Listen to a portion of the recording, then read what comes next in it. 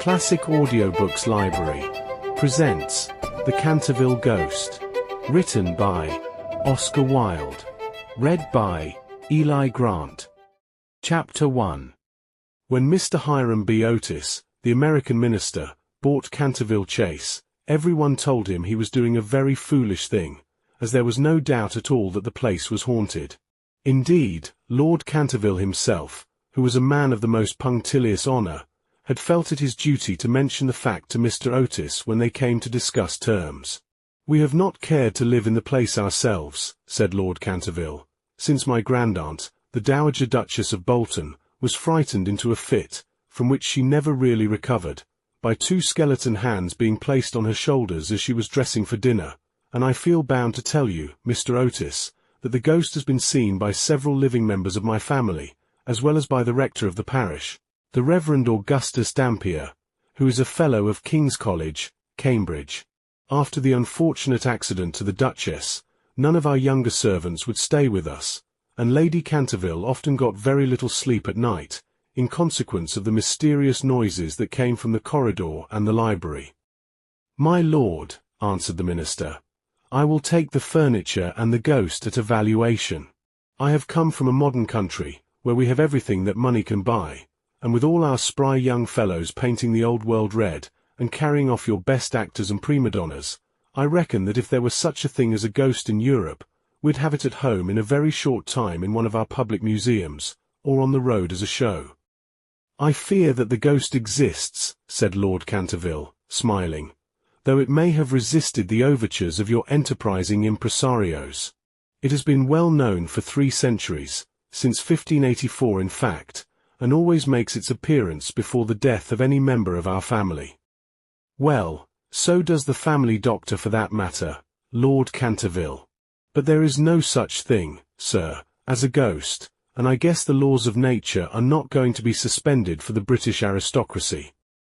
"You are certainly very natural in America," answered Lord Canterville, who did not quite understand Mr. Otis's last observation, "and if you don't mind a ghost in the house, it is all right. Only you must remember I warned you." A few weeks after this, the purchase was concluded, and at the close of the season the minister and his family went down to Canterville Chase. Mrs. Otis, who, as Miss Lucretia R. Tappan, of West 53D Street, had been a celebrated New York belle, was now a very handsome, middle-aged woman, with fine eyes and a superb profile. Many American ladies on leaving their native land adopt an appearance of chronic ill health, under the impression that it is a form of European refinement, but Mrs. Otis had never fallen into this error. She had a magnificent constitution, and a really wonderful amount of animal spirits. Indeed, in many respects, she was quite English, and was an excellent example of the fact that we have really everything in common with America nowadays, except, of course, language. Her eldest son, christened Washington by his parents in a moment of patriotism, which he never ceased to regret, was a fair-haired, rather good-looking young man, who had qualified himself for American diplomacy by leading the German at the Newport Casino for 3 successive seasons, and even in London was well known as an excellent dancer. Gardenias and the peerage were his only weaknesses. Otherwise he was extremely sensible. Miss Virginia E. Otis was a little girl of 15, lithe and lovely as a fawn, and with a fine freedom in her large blue eyes. She was a wonderful Amazon, and had once raced old Lord Bilton on her pony twice round the park, winning by a length and a half, just in front of the Achilles statue, to the huge delight of the young Duke of Cheshire, who proposed for her on the spot, and was sent back to Eton that very night by his guardians, in floods of tears.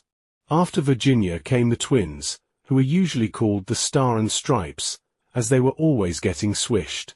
They were delightful boys, and, with the exception of the worthy minister, the only true Republicans of the family. As Canterville Chase is 7 miles from Ascot, the nearest railway station, Mr. Otis had telegraphed for a wagonette to meet them, and they started on their drive in high spirits. It was a lovely July evening, and the air was delicate with the scent of the pine woods. Now and then they heard a wood-pigeon brooding over its own sweet voice, or saw, deep in the rustling fern, the burnished breast of the pheasant. Little squirrels peered at them from the beech trees as they went by, and the rabbits scudded away through the brushwood and over the mossy knolls, with their white tails in the air. As they entered the avenue of Canterville Chase, however, the sky became suddenly overcast with clouds. A curious stillness seemed to hold the atmosphere. A great flight of rooks passed silently over their heads, and, before they reached the house, some big drops of rain had fallen. Standing on the steps to receive them was an old woman, neatly dressed in black silk, with a white cap and apron. This was Mrs. Umney, the housekeeper, whom Mrs. Otis, at Lady Canterville's earnest request, had consented to keep in her former position. She made them each a low curtsy as they alighted, and said in a quaint, old-fashioned manner, "I bid you welcome to Canterville Chase." Following her, they passed through the fine Tudor hall into the library, a long, low room, panelled in black oak, at the end of which was a large stained glass window. Here they found tea laid out for them, and, after taking off their wraps, they sat down and began to look round, while Mrs. Umney waited on them.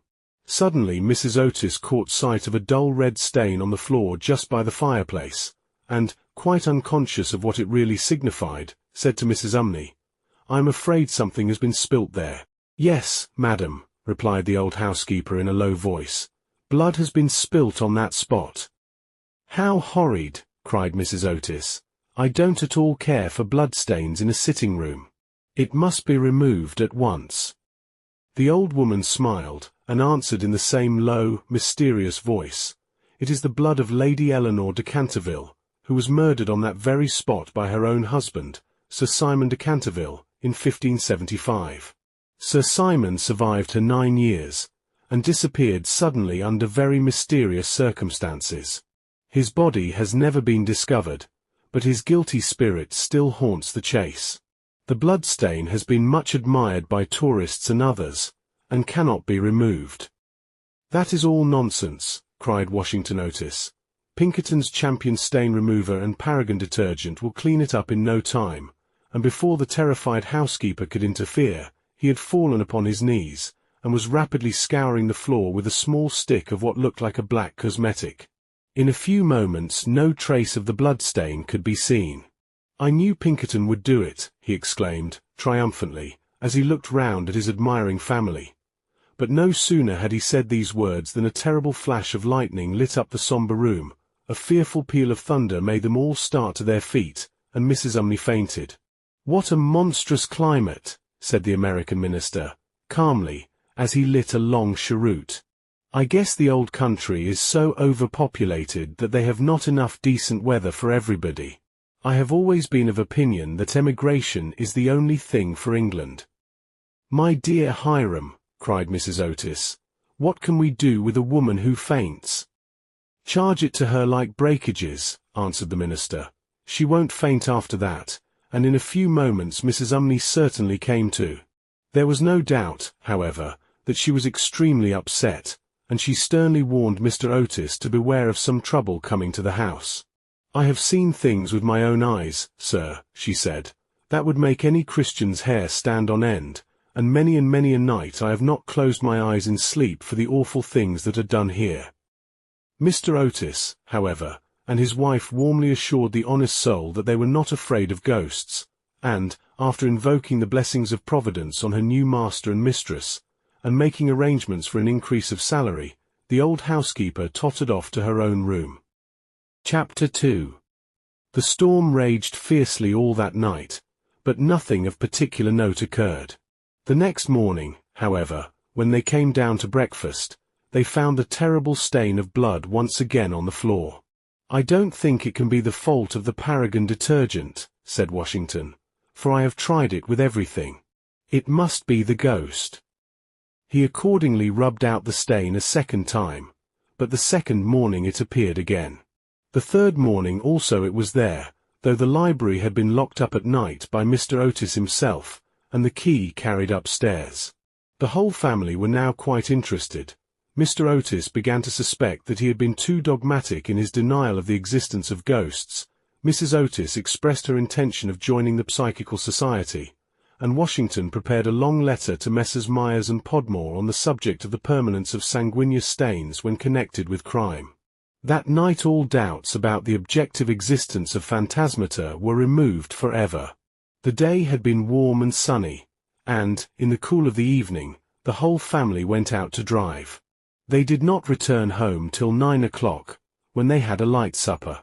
The conversation in no way turned upon ghosts, so there were not even those primary conditions of receptive expectations which so often precede the presentation of psychical phenomena.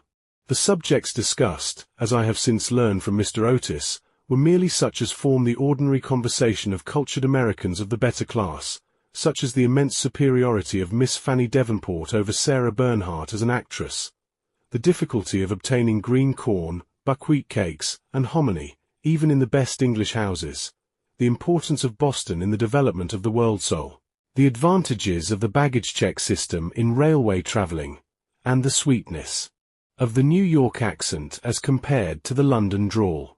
No mention at all was made of the supernatural, nor was Sir Simon de Canterville alluded to in any way. At 11 o'clock the family retired, and by 1:30 all the lights were out. Some time after, Mr. Otis was awakened by a curious noise in the corridor, outside his room. It sounded like the clank of metal, and seemed to be coming nearer every moment. He got up at once, struck a match, and looked at the time. It was exactly 1 o'clock. He was quite calm, and felt his pulse, which was not at all feverish. The strange noise still continued, and with it he heard distinctly the sound of footsteps. He put on his slippers, took a small oblong file out of his dressing case, and opened the door. Right in front of him he saw, in the WN moonlight, an old man of terrible aspect. His eyes were as red burning coals, long grey hair fell over his shoulders in matted coils, his garments, which were of antique cut, were soiled and ragged, and from his wrists and ankles hung heavy manacles and rusty gyves. "My dear sir," said Mr. Otis, "I really must insist on your oiling those chains, and have brought you for that purpose a small bottle of the Tammany Rising Sun lubricator. It is said to be completely efficacious upon one application, and there are several testimonials to that effect on the wrapper from some of our most eminent native divines. I shall leave it here for you by the bedroom candles, and will be happy to supply you with more, should you require it." With these words the United States minister laid the bottle down on a marble table, and, closing his door, retired to rest. For a moment the Canterville ghost stood quite motionless in natural indignation. Then, dashing the bottle violently upon the polished floor, he fled down the corridor, uttering hollow groans, and emitting a ghastly green light. Just, however, as he reached the top of the great oak staircase, a door was flung open, 2 little white-robed figures appeared, and a large pillow whizzed past his head. There was evidently no time to be lost, so, hastily adopting the 4th dimension of space as a means of escape, he vanished through the wainscoting, and the house became quite quiet. On reaching a small secret chamber in the left wing, he leaned up against a moonbeam to recover his breath, and began to try and realize his position. Never, in a brilliant and uninterrupted career of 300 years, had he been so grossly insulted.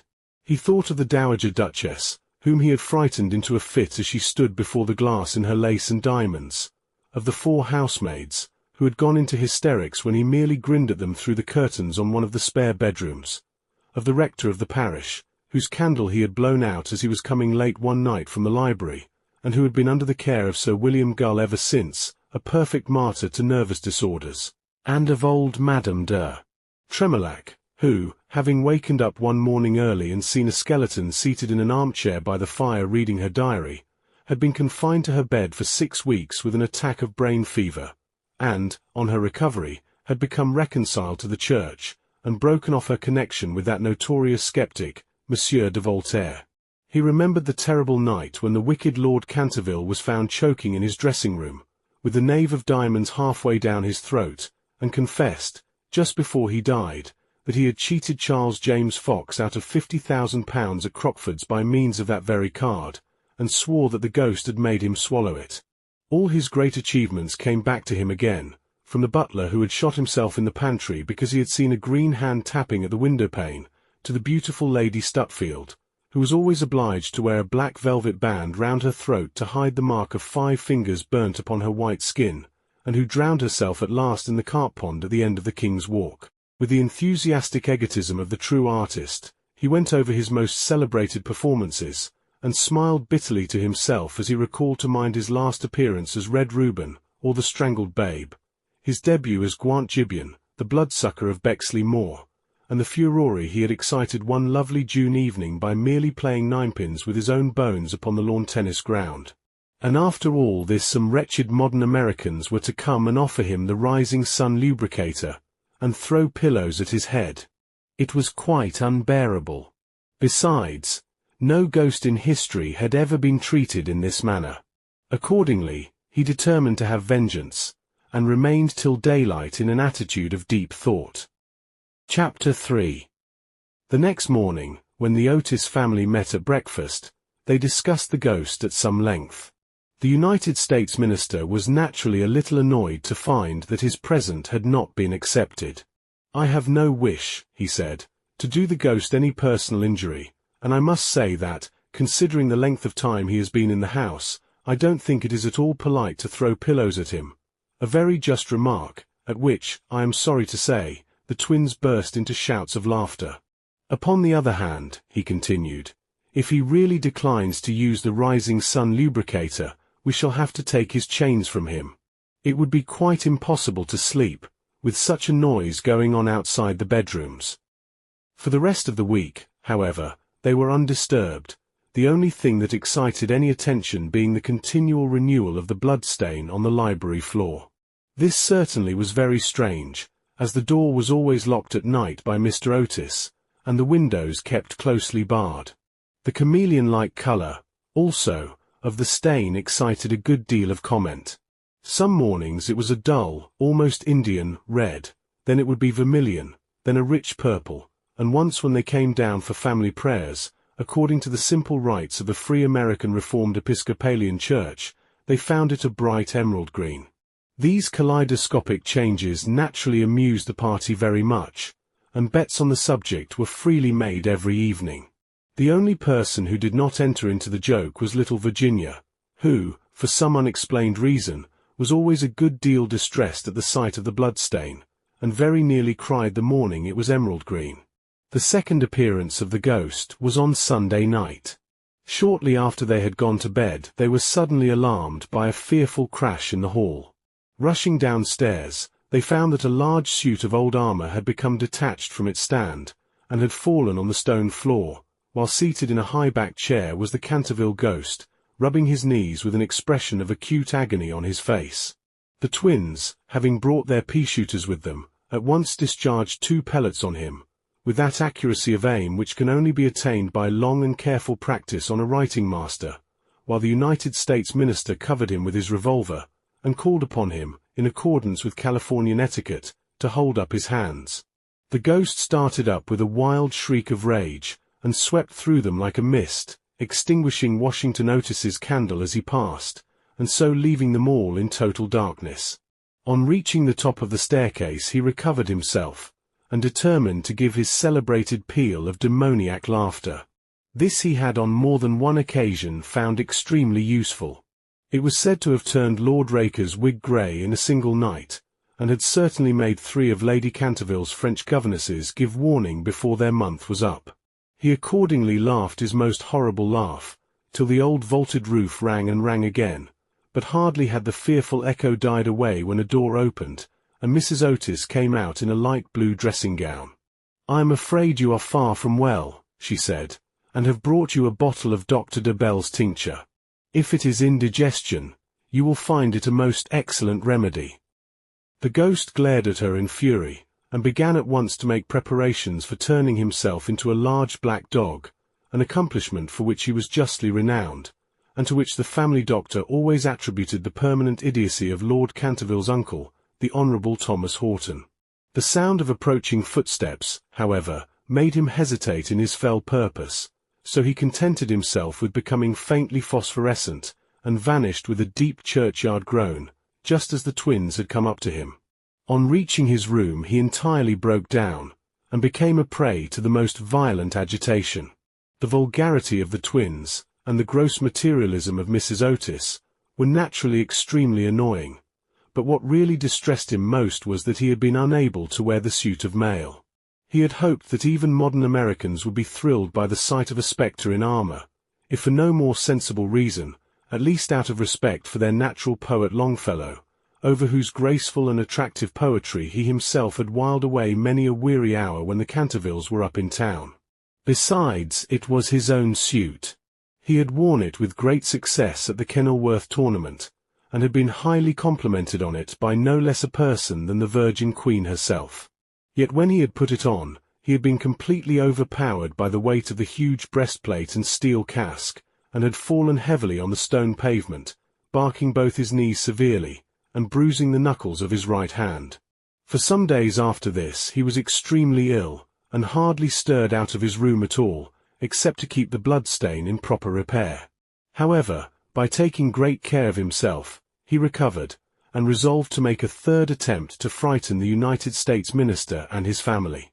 He selected Friday, August 17th, for his appearance, and spent most of that day in looking over his wardrobe, ultimately deciding in favor of a large slouched hat with a red feather, a winding sheet frilled at the wrists and neck, and a rusty dagger. Towards evening a violent storm of rain came on, and the wind was so high that all the windows and doors in the old house shook and rattled. In fact, it was just such weather as he loved. His plan of action was this. He was to make his way quietly to Washington Otis's room, gibber at him from the foot of the bed, and stab himself 3 times in the throat to the sound of low music. He bore Washington a special grudge, being quite aware that it was he who was in the habit of removing the famous Canterville bloodstain by means of Pinkerton's Paragon detergent. Having reduced the reckless and foolhardy youth to a condition of abject terror, he was then to proceed to the room occupied by the United States minister and his wife, and there to place a clammy hand on Mrs. Otis's forehead, while he hissed into her trembling husband's ear the awful secrets of the charnel house. With regard to little Virginia, he had not quite made up his mind. She had never insulted him in any way, and was pretty and gentle. A few hollow groans from the wardrobe, he thought, would be more than sufficient, or, if that failed to wake her, he might grabble at the counterpane with palsy-twitching fingers. As for the twins, he was quite determined to teach them a lesson. The first thing to be done was, of course, to sit upon their chests, so as to produce the stifling sensation of nightmare. Then, as their beds were quite close to each other, to stand between them in the form of a green, icy-cold corpse, till they became paralyzed with fear, and finally, to throw off the winding sheet, and crawl round the room, with white, bleached bones and one rolling eyeball, in the character of Dumb Daniel, or the suicide skeleton, a role in which he had on more than one occasion produced a great effect, and which he considered quite equal to his famous part of Martin the Maniac, or the Masked Mystery. At 10:30 he heard the family going to bed. For some time he was disturbed by wild shrieks of laughter from the twins, who, with the light-hearted gaiety of schoolboys, were evidently amusing themselves before they retired to rest. But at 11:15 all was still, and, as midnight sounded, he sallied forth. The owl beat against the window-panes, the raven croaked from the old yew tree, and the wind wandered moaning round the house like a lost soul. But the Otis family slept unconscious of their doom, and high above the rain and storm he could hear the steady snoring of the minister for the United States. He stepped stealthily out of the wainscoting, with an evil smile on his cruel, wrinkled mouth, and the moon hid her face in a cloud as he stole past the great oriel window, where his own arms and those of his murdered wife were blazoned in azure and gold. On and on he glided, like an evil shadow, the very darkness seeming to loathe him as he passed.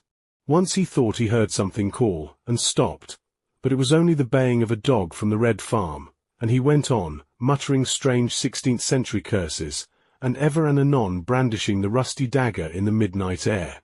Finally he reached the corner of the passage that led to luckless Washington's room.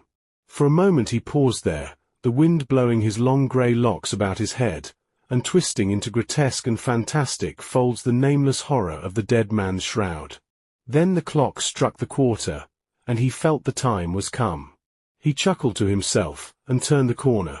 But no sooner had he done so than, with a piteous wail of terror, he fell back and hid his blanched face in his long, bony hands. Right in front of him was standing a horrible spectre, motionless as a carven image, and monstrous as a madman's dream. Its head was bald and burnished, its face round, and fat, and white, and hideous laughter seemed to have writhed its features into an eternal grin. From the eyes streamed rays of scarlet light, the mouth was a wide well of fire, and a hideous garment, like to his own, swathed with its silence snows the Titan form. On its breast was a placard with strange writing in antique characters, some scroll of shame it seemed, some record of wild sins, some awful calendar of crime, and, with its right hand, it bore aloft a falchion of gleaming steel. Never having seen a ghost before, he naturally was terribly frightened, and, after a second hasty glance at the awful phantom, he fled back to his room, tripping up in his long winding sheet as he sped down the corridor, and finally dropping the rusty dagger into the minister's jackboots, where it was found in the morning by the butler. Once in the privacy of his own apartment, he flung himself down on a small pallet bed, and hid his face under the clothes. After a time, however, the brave old Canterville spirit asserted itself, and he determined to go and speak to the other ghost as soon as it was daylight. Accordingly, just as the dawn was touching the hills with silver, he returned towards the spot where he had first laid eyes on the grisly phantom, feeling that, after all, two ghosts were better than one, and that, by the aid of his new friend, he might safely grapple with the twins. On reaching the spot, however, a terrible sight met his gaze. Something had evidently happened to the spectre, for the light had entirely faded from its hollow eyes, the gleaming falchion had fallen from its hand, and it was leaning up against the wall in a strained and uncomfortable attitude. He rushed forward and seized it in his arms, when, to his horror, the head slipped off and rolled on the floor, the body assumed a recumbent posture, and he found himself clasping a white dimity bed curtain, with a sweeping brush, a kitchen cleaver, and a hollow turnip lying at his feet. Unable to understand this curious transformation, he clutched the placard with feverish haste, and there, in the grey morning light, he read these fearful words, "Y. Otis Ghost. Ye only true and originale spook, beware of ye imitations. All others are counterfeit." The whole thing flashed across him. He had been tricked, foiled, and outwitted. The old Canterville look came into his eyes. He ground his toothless gums together, and, raising his withered hands high above his head, swore according to the picturesque phraseology of the antique school, that, when Chanticleer had sounded twice his merry horn, deeds of blood would be wrought, and murder walk abroad with silent feet. Hardly had he finished this awful oath when, from the red-tiled roof of a distant homestead, a cock crew. He laughed a long, low, bitter laugh, and waited. Hour after hour he waited, but the cock, for some strange reason, did not crow again. Finally, at 7:30, the arrival of the housemaids made him give up his fearful vigil, and he stalked back to his room, thinking of his vain oath and baffled purpose.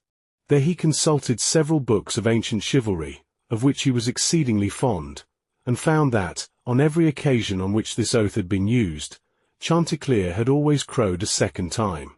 "Perdition seize the naughty fowl," he muttered. "I have seen the day when, with my stout spear, I would have run him through the gorge, and made him crow for me and twere in death."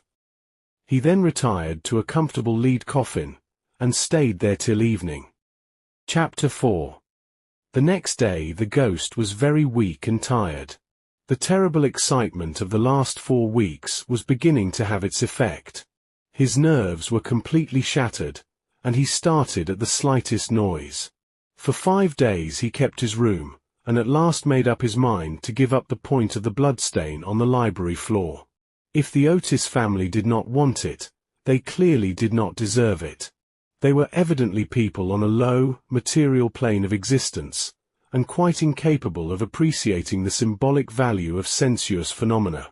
The question of phantasmic apparitions, and the development of astral bodies, was of course quite a different matter, and really not under his control. It was his solemn duty to appear in the corridor once a week, and to gibber from the large oriel window on the 1st and 3rd Wednesdays in every month, and he did not see how he could honourably escape from his obligations. It is quite true that his life had been very evil, but, upon the other hand, he was most conscientious in all things connected with the supernatural. For the next 3 Saturdays, accordingly, he traversed the corridor as usual between midnight and 3 o'clock, taking every possible precaution against being either heard or seen. He removed his boots, trod as lightly as possible on the old worm-eaten boards, wore a large black velvet cloak, and was careful to use the rising sun lubricator for oiling his chains. I am bound to acknowledge that it was with a good deal of difficulty that he brought himself to adopt this last mode of protection. However, one night, while the family were at dinner, he slipped into Mr. Otis's bedroom and carried off the bottle. He felt a little humiliated at first, but afterwards was sensible enough to see that there was a great deal to be said for the invention, and, to a certain degree, it served his purpose. Still, in spite of everything, he was not left unmolested.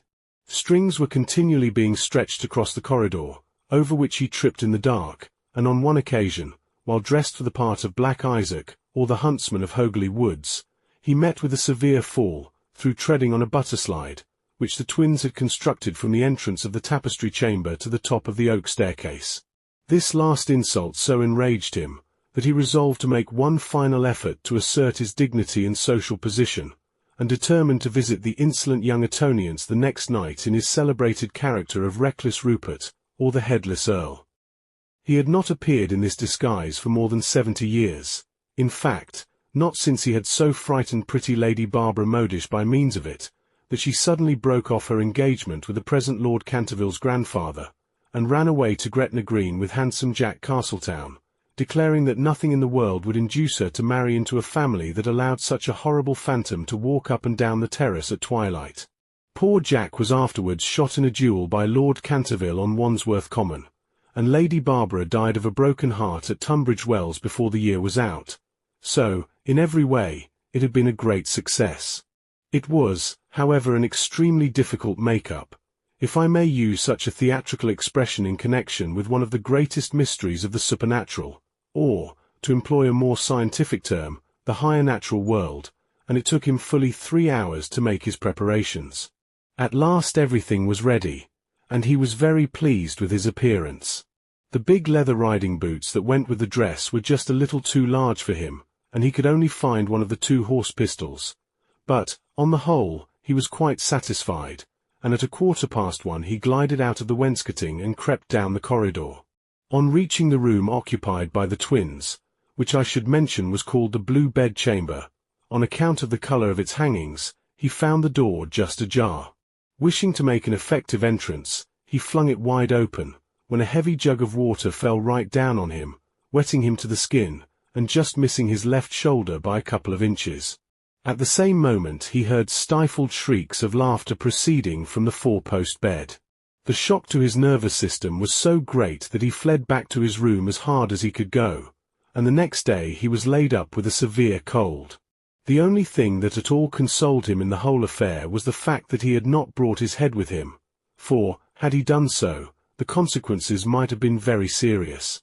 He now gave up all hope of ever frightening this rude American family, and contented himself, as a rule, with creeping about the passages in list slippers, with a thick red muffler round his throat for fear of draughts, and a small arquebuse, in case he should be attacked by the twins. The final blow he received occurred on the 19th of September.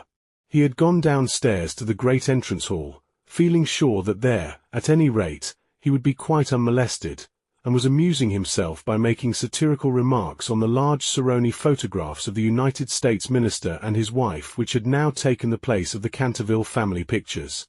He was simply but neatly clad in a long shroud, spotted with churchyard mould, had tied up his jaw with a strip of yellow linen, and carried a small lantern and a sexton's spade. In fact, he was dressed for the character of Jonas the Graveless, or the corpse-snatcher of Chertsey Barn, one of his most remarkable impersonations, and one which the Cantervilles had every reason to remember, as it was the real origin of their quarrel with their neighbour, Lord Rufford. It was about 2:15 o'clock in the morning, and, as far as he could ascertain, no one was stirring. As he was strolling towards the library, however, to see if there were any traces left of the bloodstain, suddenly there leaped out on him from a dark corner 2 figures, who waved their arms wildly above their heads, and shrieked out "Bo!" in his ear. Seized with a panic, which, under the circumstances, was only natural, he rushed for the staircase, but found Washington Otis waiting for him there with the big garden syringe, and being thus hemmed in by his enemies on every side, and driven almost to bay, he vanished into the great iron stove, which, fortunately for him, was not lit, and had to make his way home through the flues and chimneys, arriving at his own room in a terrible state of dirt, disorder, and despair. After this he was not seen again on any nocturnal expedition. The twins lay in wait for him on several occasions, and strewed the passages with nutshells every night to the great annoyance of their parents and the servants, but it was of no avail. It was quite evident that his feelings were so wounded that he would not appear. Mr. Otis consequently resumed his great work on the history of the Democratic Party, on which he had been engaged for some years. Mrs. Otis organized a wonderful clambake, which amazed the whole county. The boys took to lacrosse, euchre, poker, and other American national games, and Virginia rode about the lanes on her pony, accompanied by the young Duke of Cheshire, who had come to spend the last week of his holidays at Canterville Chase. It was generally assumed that the ghost had gone away, and, in fact, Mr. Otis wrote a letter to that effect to Lord Canterville, who, in reply, expressed his great pleasure at the news, and sent his best congratulations to the minister's worthy wife. The Otises, however, were deceived, for the ghost was still in the house, and though now almost an invalid, was by no means ready to let matters rest, particularly as he heard that among the guests was the young Duke of Cheshire, whose granduncle, Lord Francis Stilton, had once bet 100 guineas with Colonel Carberry that he would play dice with the Canterville ghost, and was found the next morning lying on the floor of the card-room in such a helpless paralytic state that, though he lived on to a great age, he was never able to say anything again but double sixes.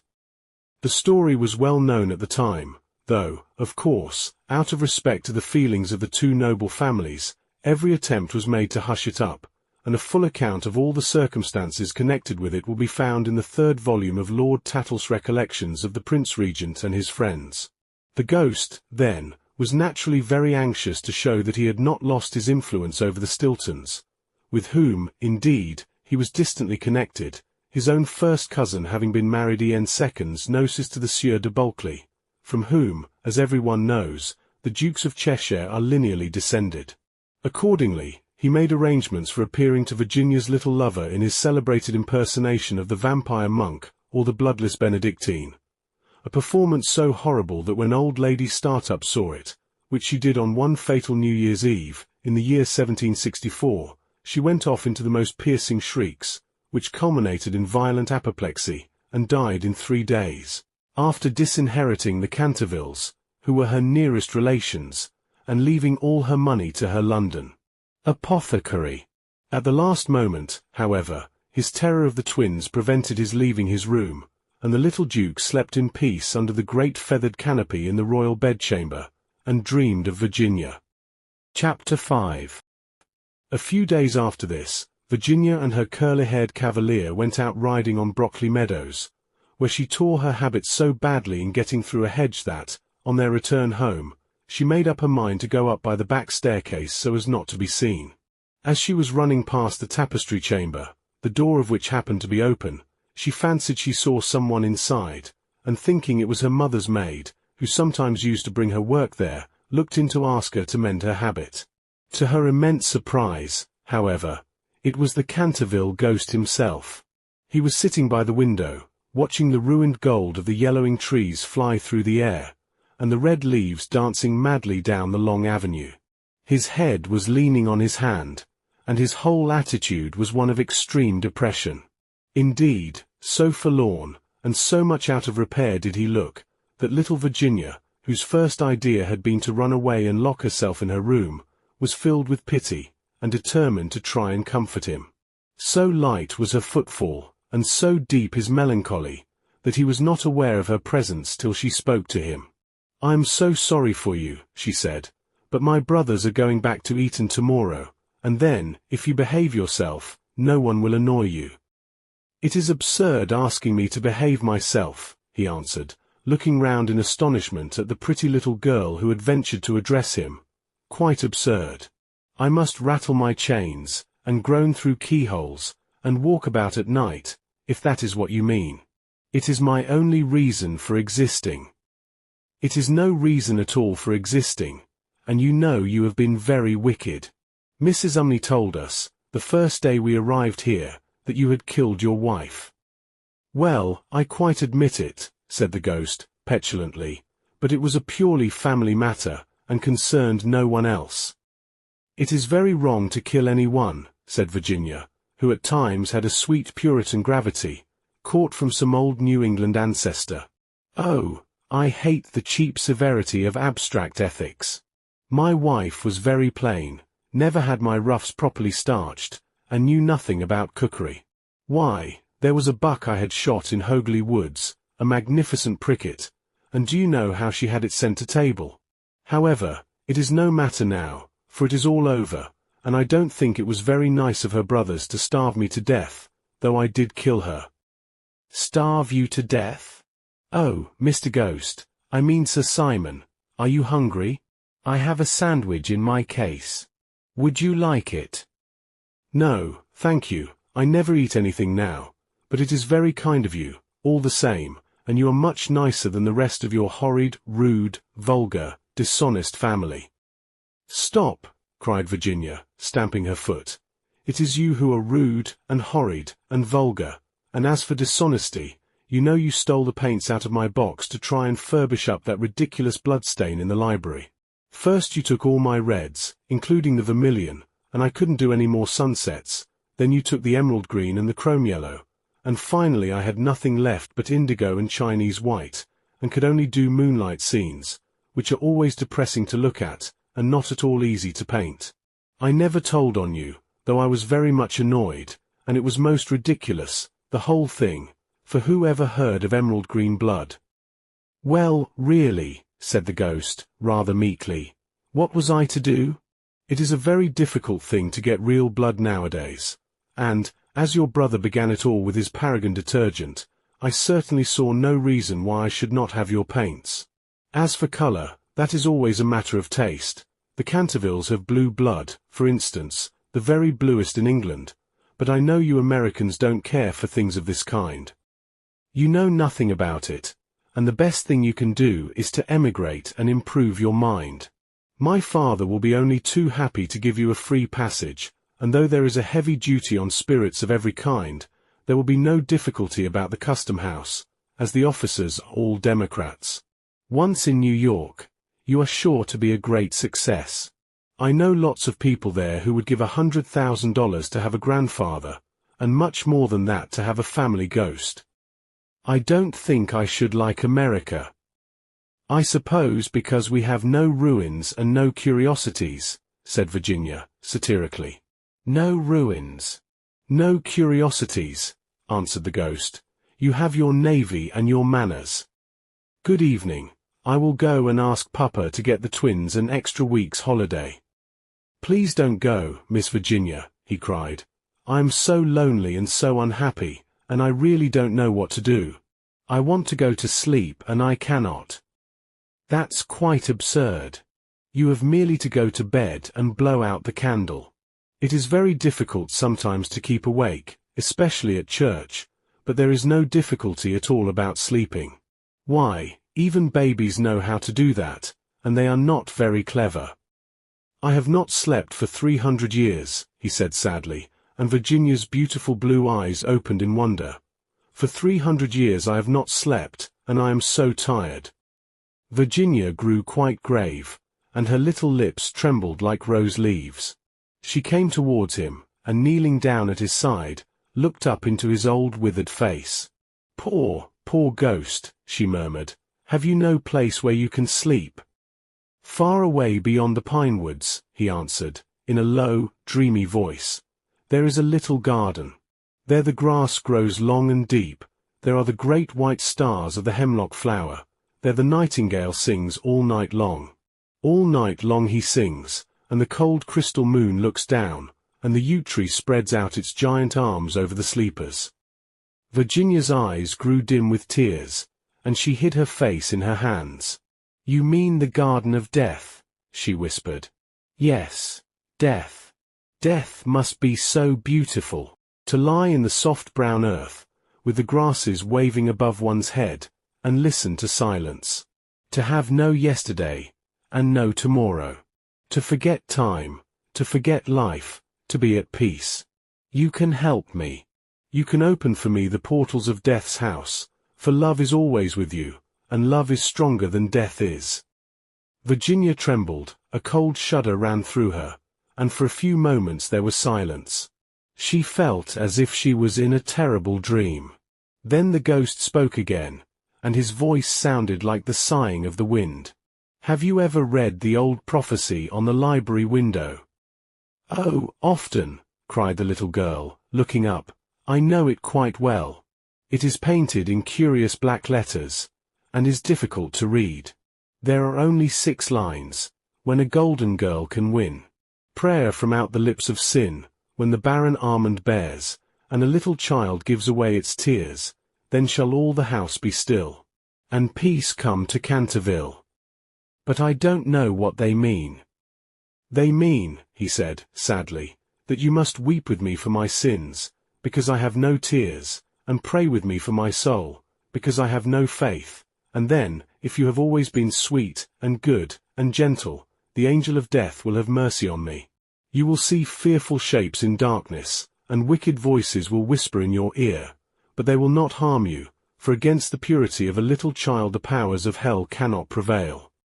Virginia made no answer, and the ghost wrung his hands in wild despair as he looked down at her bowed golden head.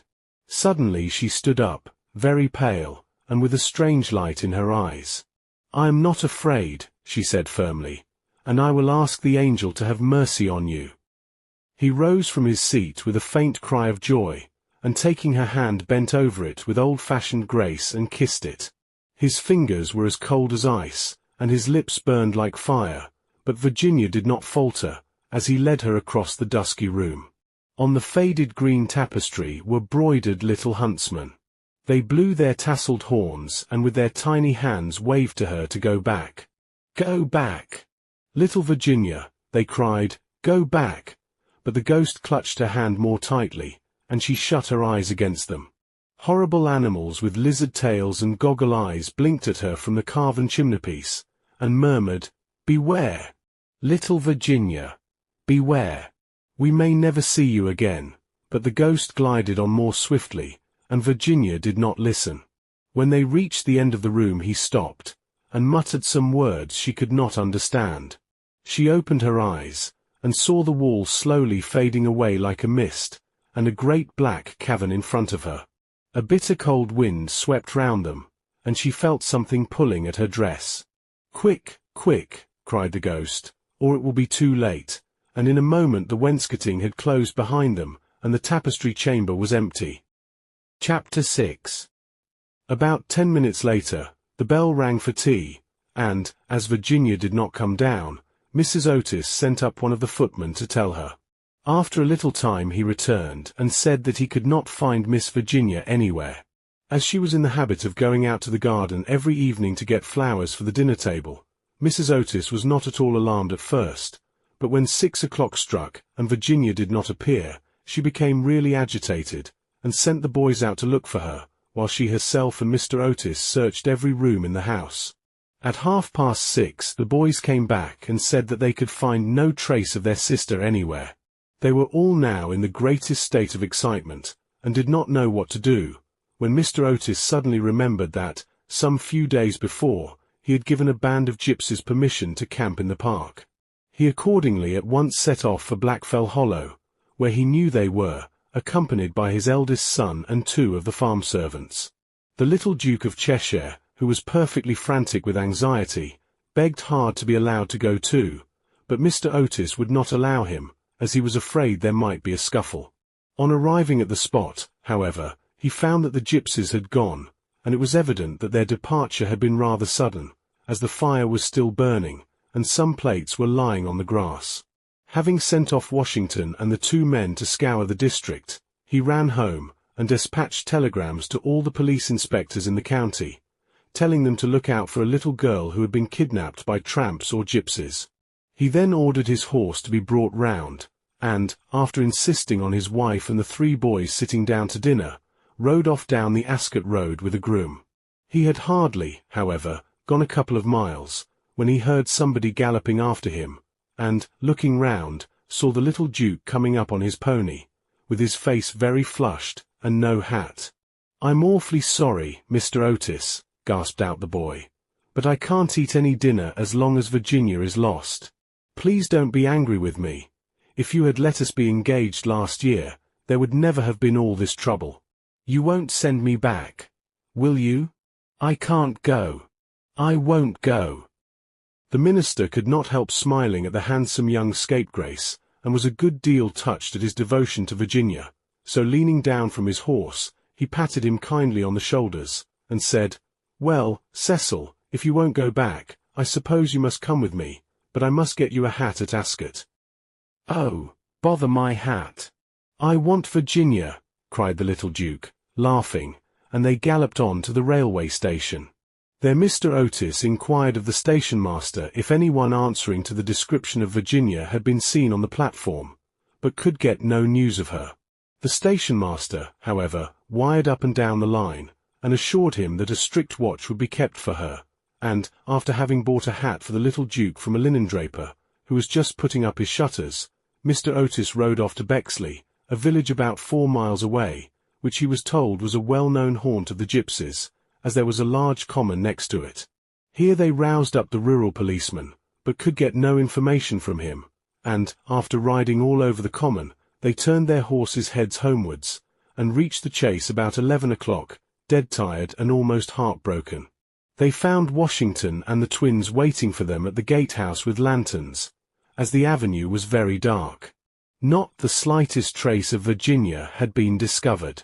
The gypsies had been caught on Brockley Meadows, but she was not with them, and they had explained their sudden departure by saying that they had mistaken the date of Chawton Fair, and had gone off in a hurry for fear they should be late. Indeed, they had been quite distressed at hearing of Virginia's disappearance, as they were very grateful to Mr. Otis for having allowed them to camp in his park, and 4 of their number had stayed behind to help in the search. The carp pond had been dragged, and the whole chase thoroughly gone over, but without any result. It was evident that, for that night at any rate, Virginia was lost to them, and it was in a state of the deepest depression that Mr. Otis and the boys walked up to the house, the groom following behind with the 2 horses and the pony. In the hall they found a group of frightened servants, and lying on a sofa in the library was poor Mrs. Otis, almost out of her mind with terror and anxiety, and having her forehead bathed with eau de cologne by the old housekeeper. Mr. Otis at once insisted on her having something to eat, and ordered up supper for the whole party.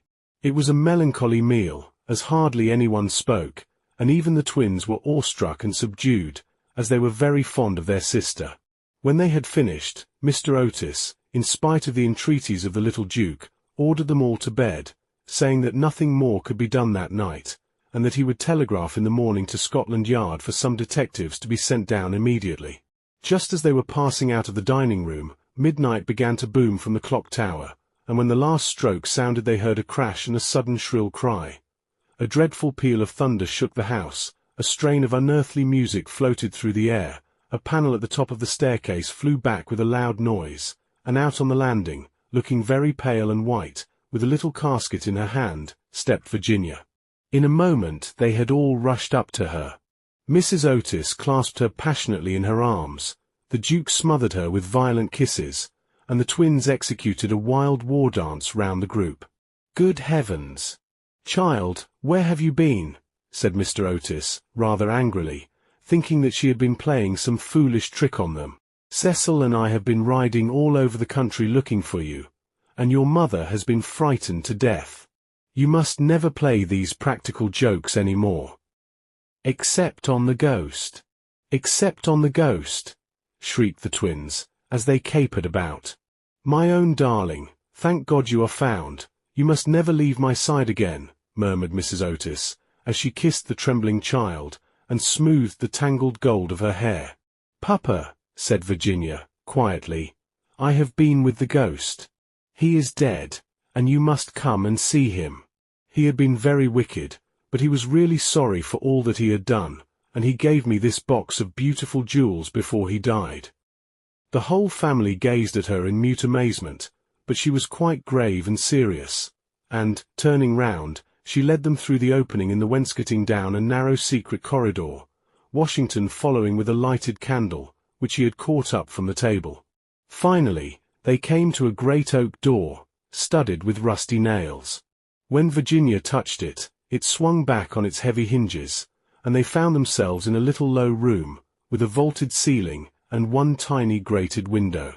Embedded in the wall was a huge iron ring, and chained to it was a gaunt skeleton that was stretched out at full length on the stone floor, and seemed to be trying to grasp with its long fleshless fingers an old-fashioned trencher and ewer that were placed just out of its reach. The jug had evidently been once filled with water, as it was covered inside with green mold. There was nothing on the trencher but a pile of dust. Virginia knelt down beside the skeleton, and, folding her little hands together, began to pray silently, while the rest of the party looked on in wonder at the terrible tragedy whose secret was now disclosed to them. "Hello!" suddenly exclaimed one of the twins, who had been looking out of the window to try and discover in what wing of the house the room was situated. "Hallo! The old withered almond tree has blossomed. I can see the flowers quite plainly in the moonlight." "God has forgiven him," said Virginia, gravely, as she rose to her feet, and a beautiful light seemed to illumine her face. "What an angel you are!" cried the young Duke, and he put his arm round her neck and kissed her. Chapter 7. 4 days after these curious incidents, a funeral started from Canterville Chase at about 11 o'clock at night. The hearse was drawn by 8 black horses, each of which carried on its head a great tuft of nodding ostrich plumes, and the leaden coffin was covered by a rich purple pall, on which was embroidered in gold the Canterville coat of arms. By the side of the hearse and the coaches walked the servants with lighted torches, and the whole procession was wonderfully impressive. Lord Canterville was the chief mourner, having come up specially from Wales to attend the funeral, and sat in the first carriage along with little Virginia. Then came the United States Minister and his wife, then Washington and the 3 boys, and in the last carriage was Mrs. Umney. It was generally felt that, as she had been frightened by the ghost for more than 50 years of her life, she had a right to see the last of him. A deep grave had been dug in the corner of the churchyard, just under the old yew tree, and the service was read in the most impressive manner by the Reverend Augustus Dampier. When the ceremony was over, the servants, according to an old custom observed in the Canterville family, extinguished their torches, and, as the coffin was being lowered into the grave, Virginia stepped forward, and laid on it a large cross made of white and pink almond blossoms. As she did so, the moon came out from behind a cloud, and flooded with its silent silver the little churchyard, and from a distant copse a nightingale began to sing. She thought of the ghost's description of the Garden of Death, her eyes became dim with tears, and she hardly spoke a word during the drive home. The next morning, before Lord Canterville went up to town, Mr. Otis had an interview with him on the subject of the jewels the ghost had given to Virginia. They were perfectly magnificent, especially a certain ruby necklace with old Venetian setting, which was really a superb specimen of 16th-century work, and their value was so great that Mr. Otis felt considerable scruples about allowing his daughter to accept them. "My lord," he said, "I know that in this country mortmain is held to apply to trinkets as well as to land, and it is quite clear to me that these jewels are, or should be, heirlooms in your family. I must beg you, accordingly, to take them to London with you, and to regard them simply as a portion of your property which has been restored to you under certain strange conditions. As for my daughter, she is merely a child, and has as yet, I am glad to say, but little interest in such appurtenances of idle luxury.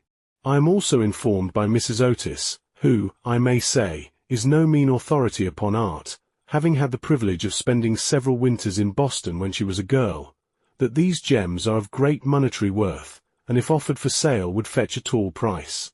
Under these circumstances, Lord Canterville, I feel sure that you will recognize how impossible it would be for me to allow them to remain in the possession of any member of my family, and, indeed, all such vain gauds and toys, however suitable or necessary to the dignity of the British aristocracy, would be completely out of place among those who have been brought up on the severe, and I believe immortal, principles of republican simplicity. Perhaps I should mention that Virginia is very anxious that you should allow her to retain the box, as a memento of your unfortunate but misguided ancestor. As it is extremely old, and consequently a good deal out of repair, you may perhaps think fit to comply with her request. For my own part, I confess I am a good deal surprised to find a child of mine expressing sympathy with medievalism in any form, and can only account for it by the fact that Virginia was born in one of your London suburbs shortly after Mrs. Otis had returned from a trip to Athens.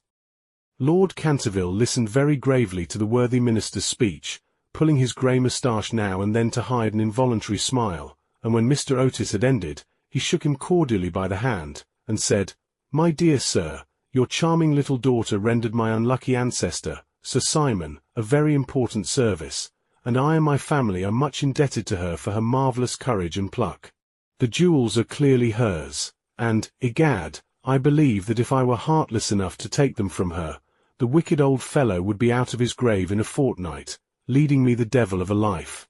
As for their being heirlooms, nothing is an heirloom that is not so mentioned in a will or legal document, and the existence of these jewels has been quite unknown.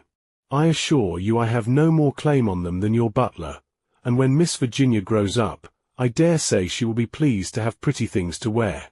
Besides, you forget, Mr. Otis, that you took the furniture and the ghost at a valuation, and anything that belonged to the ghost passed at once into your possession, as, whatever activity Sir Simon may have shown in the corridor at night, in point of law he was really dead, and you acquired his property by purchase." Mr. Otis was a good deal distressed at Lord Canterville's refusal, and begged him to reconsider his decision, but the good-natured peer was quite firm, and finally induced the minister to allow his daughter to retain the present the ghost had given her, and when, in the spring of 1890, the young Duchess of Cheshire was presented at the Queen's first drawing-room on the occasion of her marriage, her jewels were the universal theme of admiration. For Virginia received the coronet, which is the reward of all good little American girls, and was married to her boy-lover as soon as he came of age. They were both so charming, and they loved each other so much, that every one was delighted at the match, except the old Marchioness of Dumbleton, who had tried to catch the Duke for one of her 7 unmarried daughters, and had given no less than 3 expensive dinner parties for that purpose, and, strange to say, Mr. Otis himself. Mr. Otis was extremely fond of the young Duke personally, but, theoretically, he objected to titles, and, to use his own words, was not without apprehension lest, amid the enervating influences of a pleasure-loving aristocracy, the true principles of republican simplicity should be forgotten. His objections, however, were completely overruled, and I believe that when he walked up the aisle of St. George's, Hanover Square, with his daughter leaning on his arm, there was not a prouder man in the whole length and breadth of England. The Duke and Duchess, after the honeymoon was over, went down to Canterville Chase, and on the day after their arrival they walked over in the afternoon to the lonely churchyard by the pine-woods. There had been a great deal of difficulty at first about the inscription on Sir Simon's tombstone, but finally it had been decided to engrave on it simply the initials of the old gentleman's name, and the verse from the library window. The Duchess had brought with her some lovely roses, which she strewed upon the grave, and after they had stood by it for some time they strolled into the ruined chancel of the old abbey. There the Duchess sat down on a fallen pillar, while her husband lay at her feet smoking a cigarette and looking up at her beautiful eyes. Suddenly he threw his cigarette away, took hold of her hand, and said to her, "Virginia, a wife should have no secrets from her husband." "Dear Cecil, I have no secrets from you." "Yes, you have," he answered, smiling. "You have never told me what happened to you when you were locked up with the ghost." "I have never told any one, Cecil," said Virginia, gravely. "I know that, but you might tell me." "Please don't ask me, Cecil, I cannot tell you. Poor Sir Simon. I owe him a great deal. Yes, don't laugh, Cecil, I really do. He made me see what life is, and what death signifies, and why love is stronger than both." The Duke rose and kissed his wife lovingly. You can have your secret as long as I have your heart, he murmured. You have always had that, Cecil. And you will tell our children some day, won't you? Virginia blushed. This concludes the end of the story. Thank you for listening to Classic Audiobooks Library. To hear more free stories like this, be sure to subscribe and turn on notifications. We hope you'll join us again for more timeless stories and original works. Until next time.